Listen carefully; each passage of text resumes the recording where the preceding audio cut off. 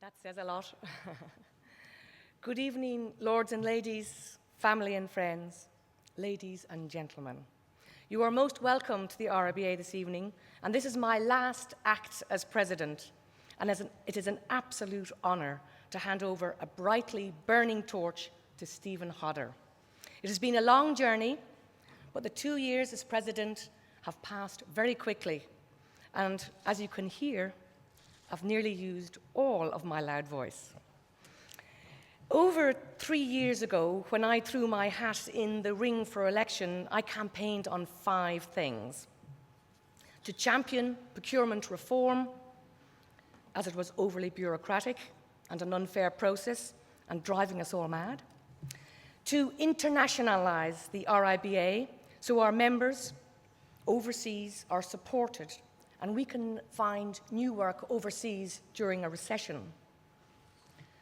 To bring architecture to the public so they know the value of what we can bring to people's lives, and that's like via our HomeWise campaign. To support our students, the future of our profession, now under greater pressure than ever with the huge hike in tuition fees. And to continue to champion women and diversity. And my mantra remains that women and men together make the best architecture. Procurement reform has been the priority of my tenure.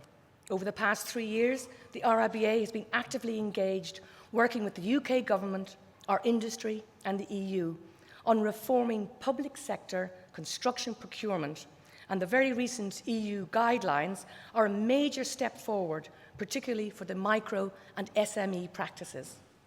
I am delighted that so many of the RIBA reforms that are set out in our Building Ladders of Opportunity report have been taken up by both UK government and the EU. To mention 4 of them, the highlights to me are an EU commitment to raise threshold values, so less projects need to go to OJU. Self-declaration at PQQ stage, less paperwork for us all. Turnover requirements will no longer be mandatory, or otherwise they will be capped at twice the contract value. And the splitting up of the larger batched procurement jobs into many smaller lots. And this should now be simpler for the micro and the SME businesses, along with more varied routes of procurement. They are great gains. However, in the UK, this directive is still a blunt instrument in relation to our EU competitors, and this remains a huge challenge for us all. So during these final stages of negotiation, our industry needs to continue to work together to advance these procurement reforms even further. The RIBA Procurement Reform Group is championed by Walter Mendeth, who is beyond fantastic. We are all indebted to him. Walter, where are you? Aha, you can't hide in here, Walter. We are all indebted to him for working beyond the call of duty.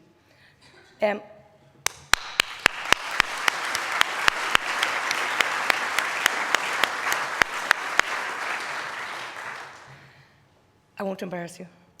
And also thanks to our many partners across industry who have contributed to the RIBA extensive work. The RICS, the iStructE, Landscape Institute, interior designers, the CIC, and our own architects teams, including Ona Carroll, Willie Watt, Russell Curtis, Hilary Satchwell, Luke Tozer, David Ubaka, and Thomas Stoke. Thank you to you all.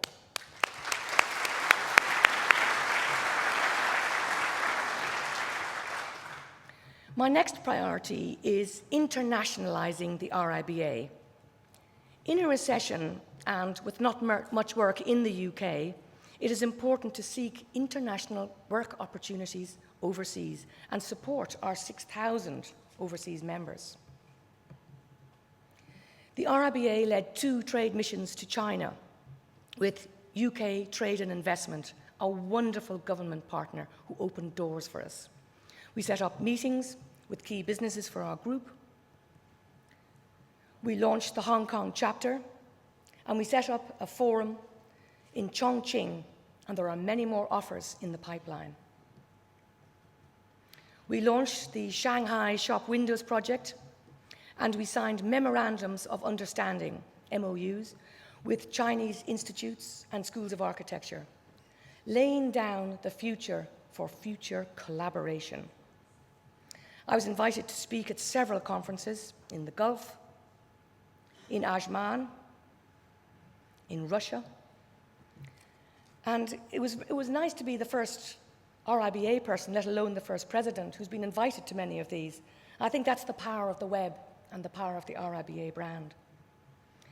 Been to USA and around Europe, broadcasting the value of the RIBA and the skills of our architects. Everywhere that we went, I visited their schools of architecture, and it was very interesting to note the similarities, yet the differences in academic achievement and how we might work together in the future. It is unbelievable the respect that people have for the RIBA overseas. Some immediately recognize it as a world brand name. Many can name a few British architects, but everybody praises the education skills and the integrity of the RIBA as a world-leading architectural institution. The British Council invited me to speak at Ho Chi Minh City and in Hanoi, and we have 2 signed MOUs with their schools of architecture. We managed to get architecture included on the Cabinet Office's GREAT campaign, which also provided a useful backdrop at many of our conferences. Showcasing the very best of British architects and expertise is easy with such exemplars as our London 2012, King's Cross, and Liverpool 1 regeneration projects. The Olympic and Paralympic Games should have been the biggest opportunity to showcase the best of British architecture. But this was made near impossible by the International Olympic Committee with their overly restrictive marketing protocol. We had to take to the streets with placards to help drop this ban and to give the much-deserved thanks and publicity to those who created much of the success of the Games with a legacy to follow. Our campaign was key to the IOC eventually easing restrictions. We worked very closely with our partners, the Institution of Structural Engineers, New London Architecture Centre, so very special thanks to John Nolan and Peter Murray, and also to Kevin Owens of LOCOG, who managed to get us onto the Paralympic site for filming.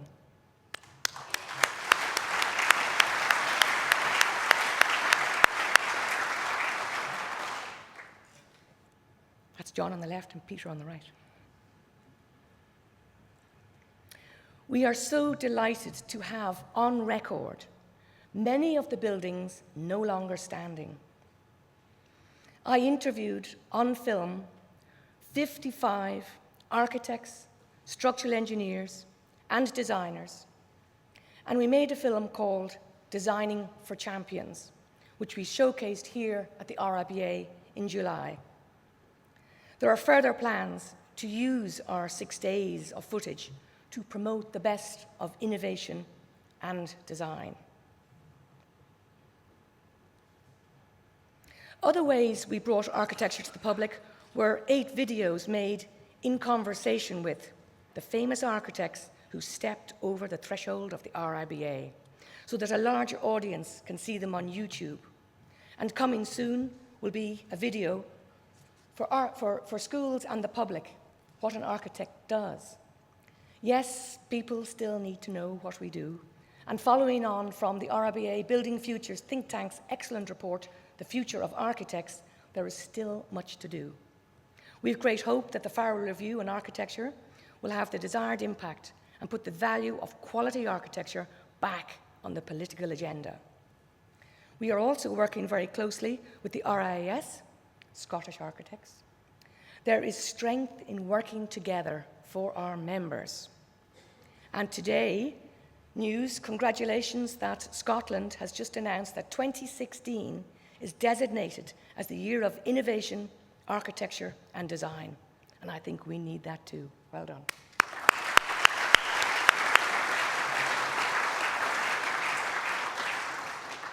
I want to mention the importance of looking after our students.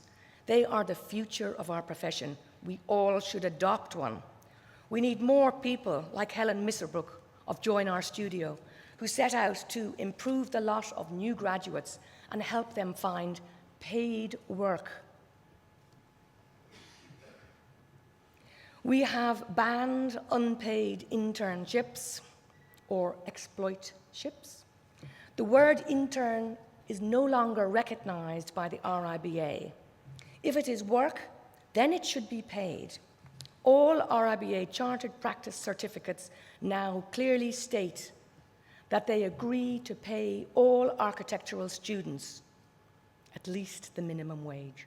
Students, if in doubt, ask your boss to see the certificate, and if you're unhappy, pick up the phone. It is now RIBA law. Despite what press reports say, we have a very healthy relationship with the ARB.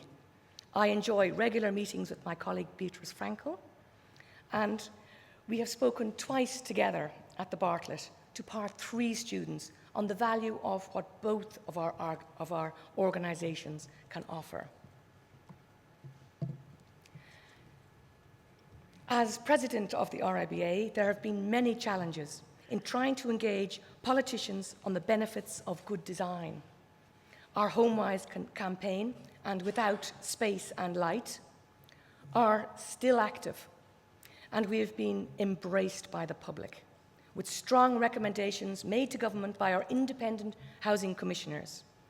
Our RIBA cross-professional roundtable on housing, following up, has resulted in the current weights competition on new ideas for the rental market. Personally, I am supporting 2 heritage campaigns.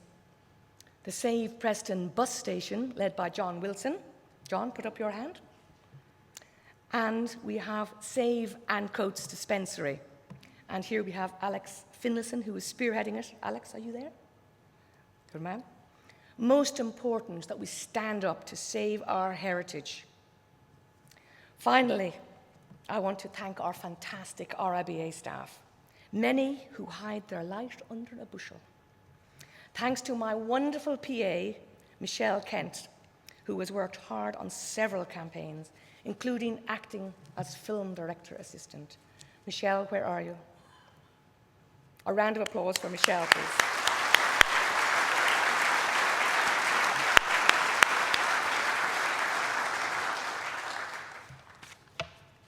Last but not least, very special thanks go to my business partner and husband, Robin Malalieu, and my 2 fantastic teenage children, who continually supported me when I was away so often and back so late.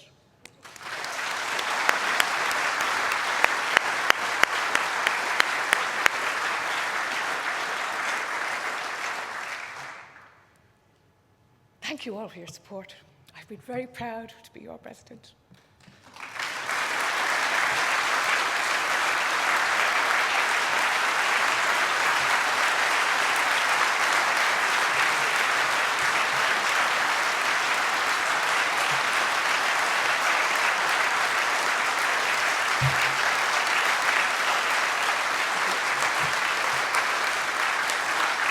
Thank you.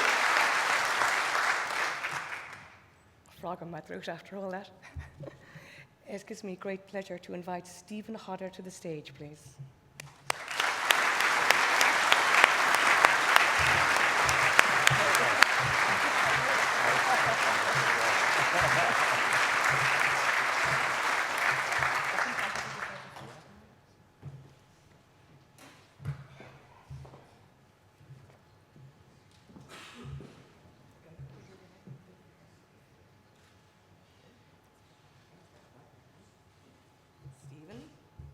You are now the next president of the RIBA, and I wish you the very best of luck with all my heart.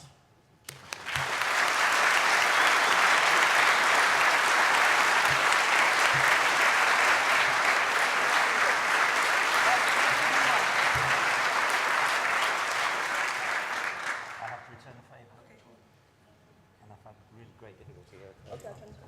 Thank you. Sorry, I'm so close. Thank you.